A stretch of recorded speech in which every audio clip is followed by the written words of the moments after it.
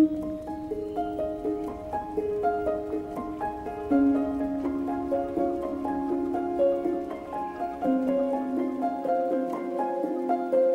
Gamuda Land's an international property developer with a home in Malaysia. We started property development 27 years ago, and since then we've developed 52,000 homes over 5 countries. We have a strong focus on delivering sustainable projects. What attracted Gamuda to the site originally was the opportunity to design and deliver Johnson Street Park, which is a public project. But because we can come in at the early stage, we've really been given an opportunity to drive something that resonates with the local context, but can also benefit our residents as a park on their doorstep. Well, I suppose architecture played a big role with Gamuda, where they're very much interested in that whole concept of connecting with nature. That's how it really started in terms of its contextual understanding of the project. We are passionate about creating a sort of biophilic design that resonates not just visually but also physically and emotionally. What's really interesting about the project is the opportunity of Johnson Street Road that will be converted into a park. That has always been at the very forefront of our design concept, where Gamuda is very passionate about sustainability and biophilic qualities of a project. What a great opportunity we have here to try and connect an outdoor space and trying to bring some of the connotations of landscape elements into the interiors and up the building in its architecture. The park at Johnson Street is 3/4 an acre, and we see this as an opportunity to restore what is a pretty highly degraded post-industrial landscape. So what we're proposing is to plant a forest in what is currently the road. We see this place as creating a tranquil escape for the residents of the area, leaving a really positive impact on the surrounding community. So we're proposing to plant over 6,000 native species into the park, including 81 native trees. The majority of the plants that we're proposing are indigenous to this area. However, we have expanded our palette to include species from around Australia that are adaptable to the conditions on this site.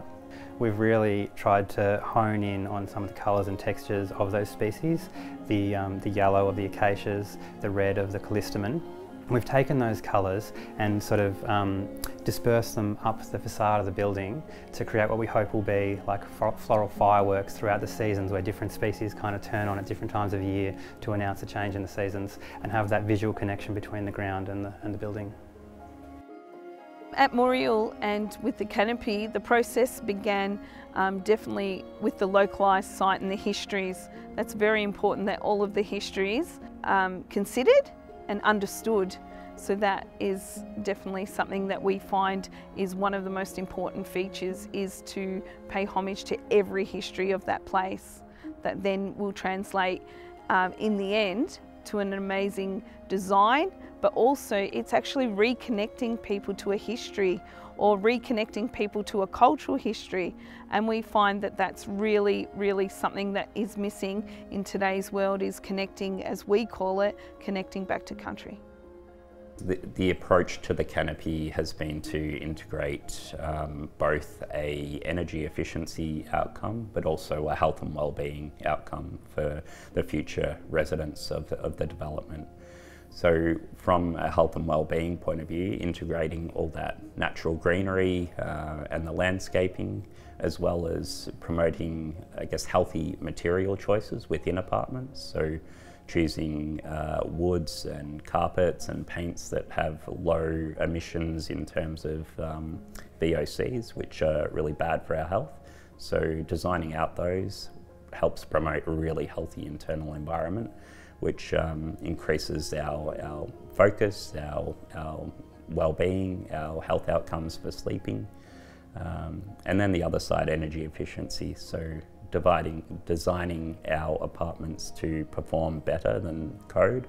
So in this case, significantly better, means lower energy bills, but it also means better internal temperatures and overall occupant comfort.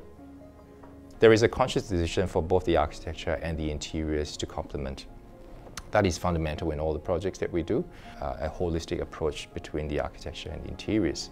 The elements of geometries, the elements of materiality that speaks of each other.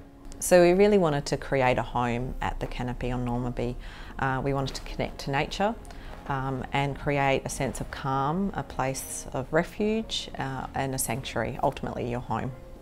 For us, that creating a sensory experience and really creating a space that supported well-being was how we responded to the biophilic design elements rather than, I guess, overt greenery. We really look to use a clean, calming palette of materials, one that uses whites, soft greys, timbers and texture to create a backdrop, a layer to ultimately creating a clean, simple design, but one with subtle sophistication.